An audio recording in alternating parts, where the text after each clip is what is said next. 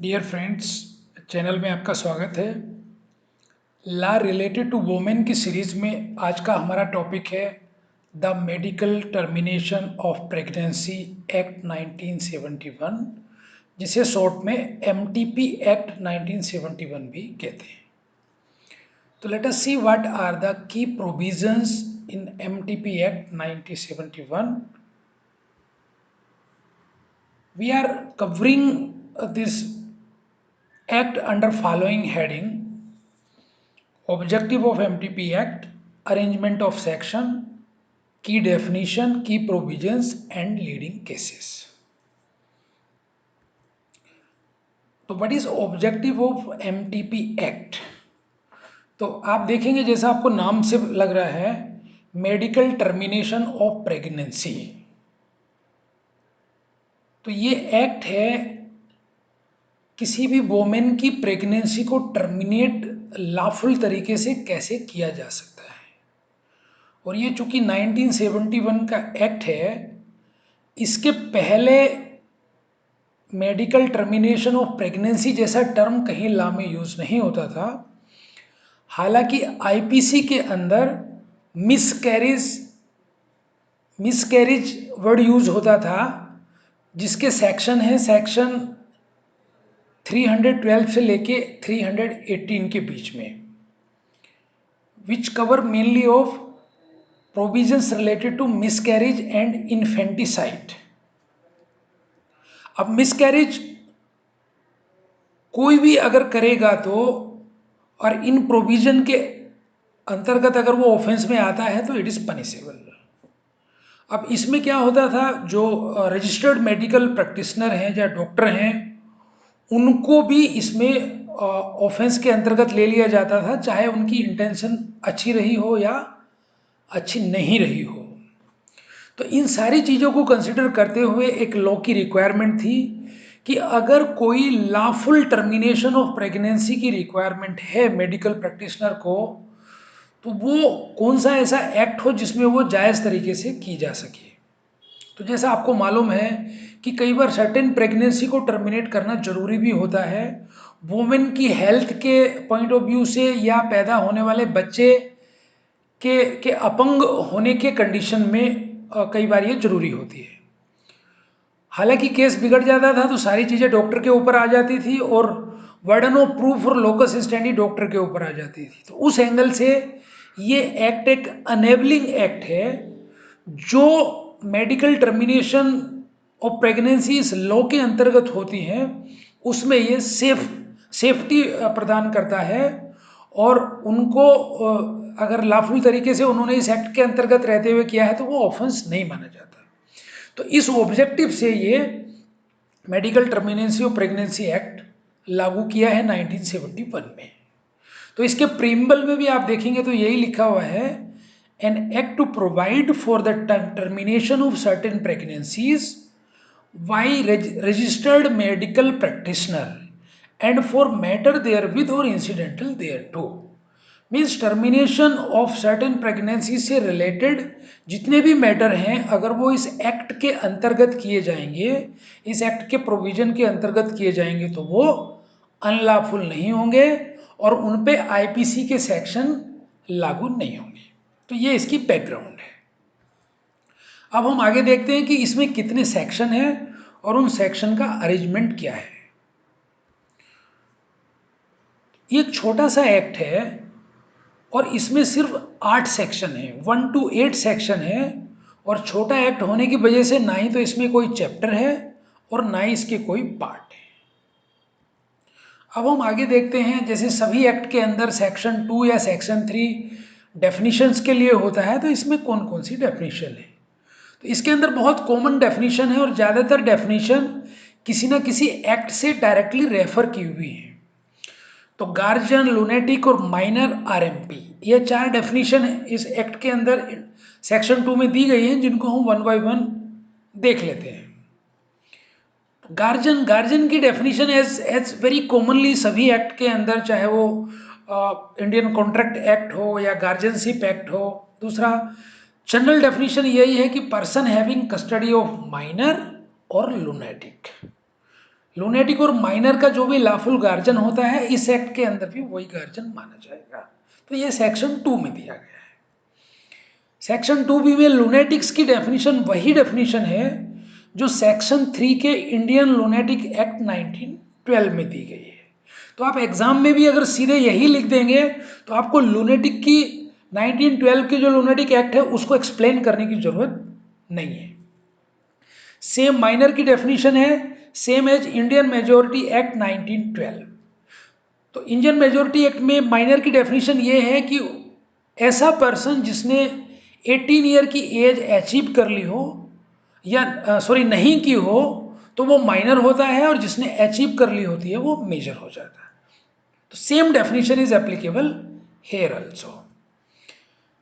Last definition इसके अंदर है आरएमपी की। आरएमपी की full form as you know registered medical practitioner, या आप बोल सकते हैं सिंपल बोलचाल की भाषा में डॉक्टर।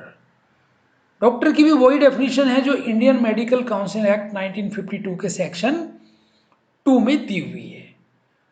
ये है इसका डेफिनेशन क्लॉज और सेक्शन 2 का क्लॉज। अब हम इसके आगे की प्रोविजंस पे आते हैं। की प्रोविजंस में जो सबसे इंपॉर्टेंट प्रोविजन है वो सेक्शन 3 का है। अगर आपको सेक्शन 3 समझ में आ जाता है तो ये पूरा एक्ट समझ में आता है। तो इस पे हम 1-2 मिनट स्पेंड करेंगे। When pregnancy may be terminated by registered medical practitioner, मतलब अगर रजिस्टर्ड मेडिकल प्रैक्टिशनर कोई प्रेगनेंसी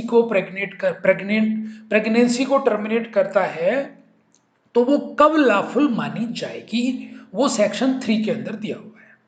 तो इसके प्रोविजंस में सबसे पहले ये है कि अगर कोई एक डॉक्टर या रजिस्टर्ड मेडिकल प्रैक्टिशनर, हम कोई भी एक वर्ड यूज करेंगे बार बार रिपीट ना करने की वजह से, अगर कोई भी आरएमपी अकेला कोई डिसाइड करता है कि मुझे इस वोमेन की प्रेगनेंसी को टर्मिनेट करने की जरूरत है,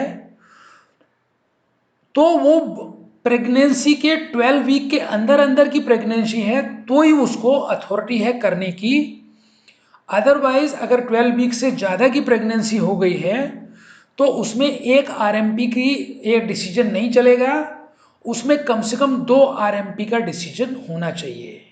और 2 आरएमपी का डिसीजन भी अगर प्रेगनेंसी 12 वीक से लेकर 12 वीक से लेकर के 20 वीक तक है तो ही 2 आरएमपी मिलकर डिसीजन ले सकते हैं।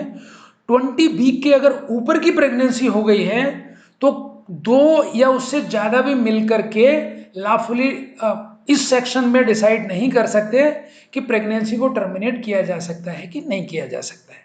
तो ये तो इसकी बेसिक रिक्वायरमेंट हुई इस सेक्शन की कि एक आरएमपी 12 वीक तक की 12 वीक तक की प्रेगनेंसी को टर्मिनेट करने के लिए डिसाइड कर सकता है, और 12 से 20 तक के वीक की प्रेगनेंसी है तो 2 आरएमपी को मिलकर डिसाइड करना पड़ेगा।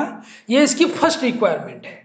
इस सेक्शन की दूसरी रिक्वायरमेंट ये है कि ये दोनों या एक मिलके भी कौन सी कंडीशन होंगी तब वो लॉफुल माना जाएगा।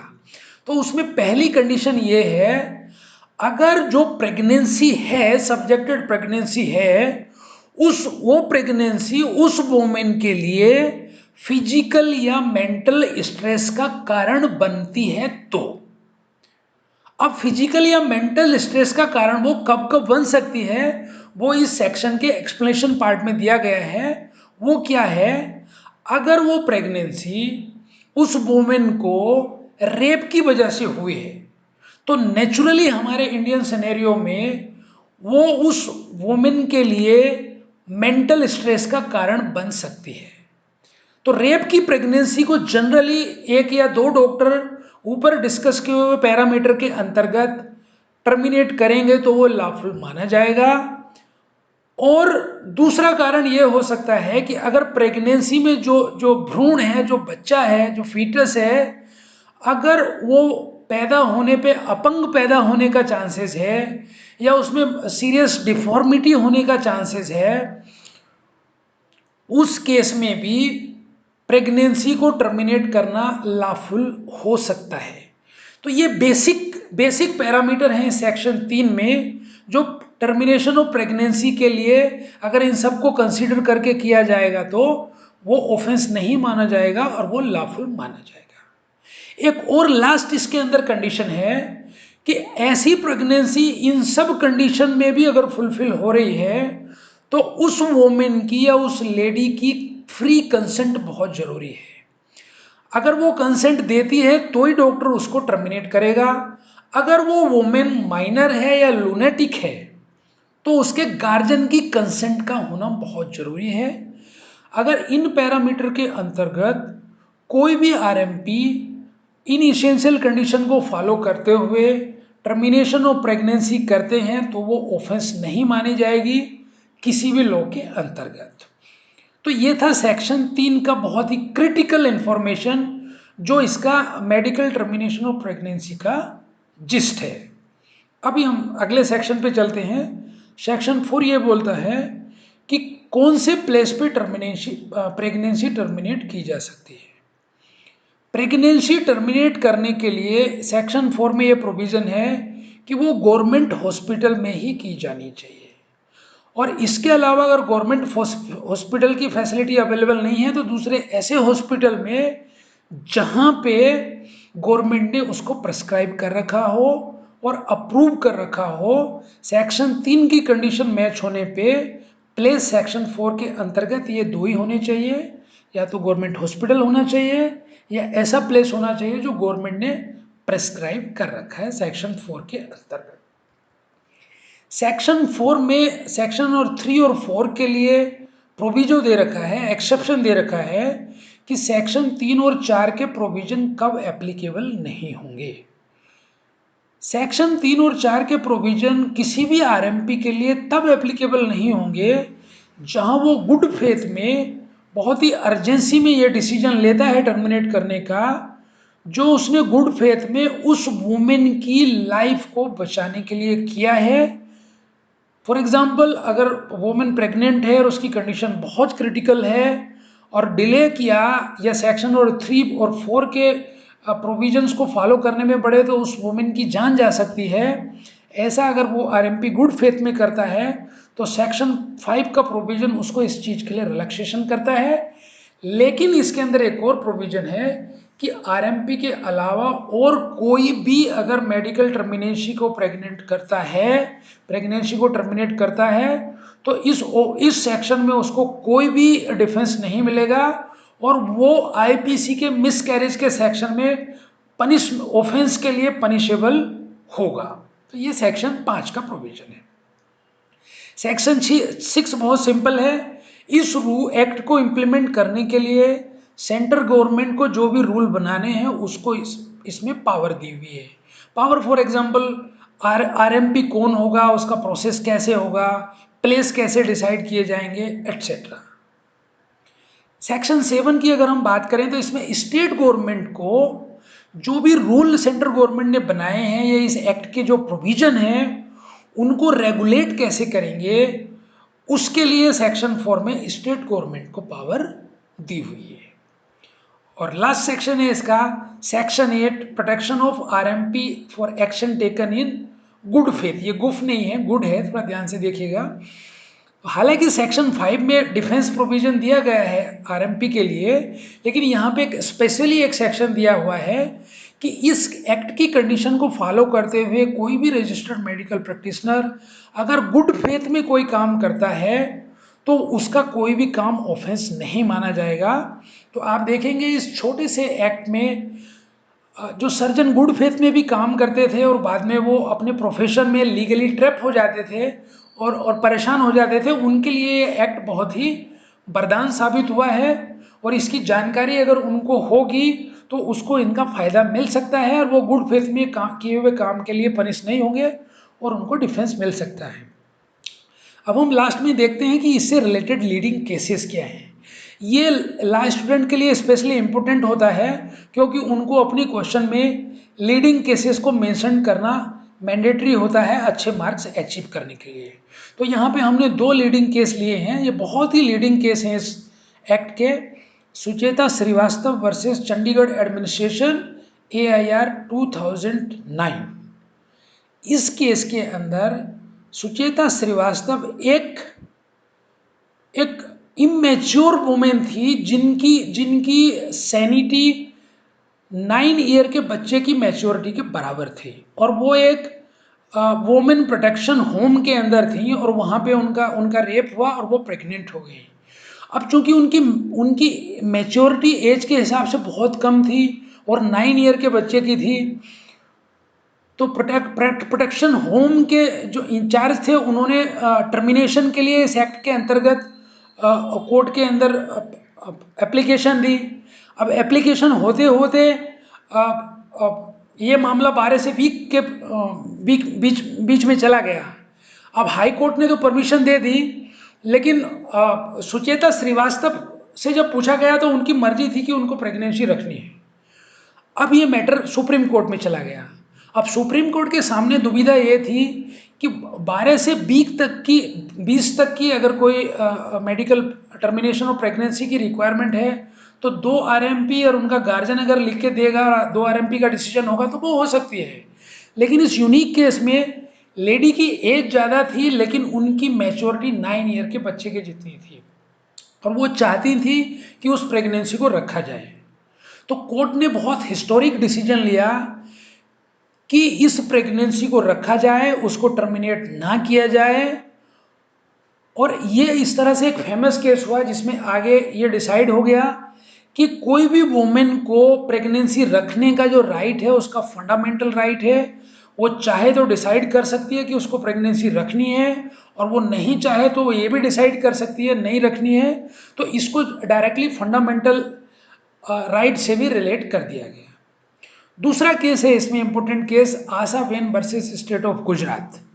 इसमें भी इसी तरह का मामला है, जहाँ पे एक लेडी को रेप में प्रेग्नेंट होने के बाद में उन्होंने जब अप्लाई किया तो ये मैटर जाते जाते 20 वीक के ऊपर हो गया। अभी 20 वीक के ऊपर इस एक्ट के अंदर प्रेगनेंसी को टर्मिनेट करने का कोई भी प्रोविजन नहीं है। और जब ये मामला सुप्रीम कोर्ट में गया और आशाबेन खुद चाहती थी कि उनकी प्रेगनेंसी टर्मिनेट हो जाए, क्योंकि वो ये फिजिकल मेंटल स्ट्रेस में कवर हो रहा था, लेकिन चूंकि 20 साल के फेटस को, पेट के बच्चे को जिंदा माना जाता है, ह्यूमन लाइव ह्यूमन माना जाता है, तो सुप्रीम कोर्ट ने परमिट नहीं किया और ये डिसाइड किया कि ये गवर्नमेंट की पब्लिक अथॉरिटी की देखरेख में इस प्रेगनेंसी को रखा जाए। डिलीवरी होने के बाद बच्चे और बच्चे की मदर्स को पूरी केयर की जाए और उनका सारा बंदोबस्त किया जाए। तो ये दो इम्पोर्टेंट केस हैं इससे रिलेटेड। इस तरह से हमने इसके अंदर सारे प्रोविज़न कवर कर लिए। मुझे उम्मीद है आपको ये छोटा सा एक्ट समझ में आया होगा और इसके बेस पे आपकी अंडरस्टैंडिंग क्लियर हुई होगी। आपके अगर इससे रिलेटेड कुछ भी डाउट हैं तो आप मुझे कमेंट्स बॉक्स में लिखिए। I will be happy to respond whether from angle of legal education और general awareness point of view. Thank you very much for watching this video.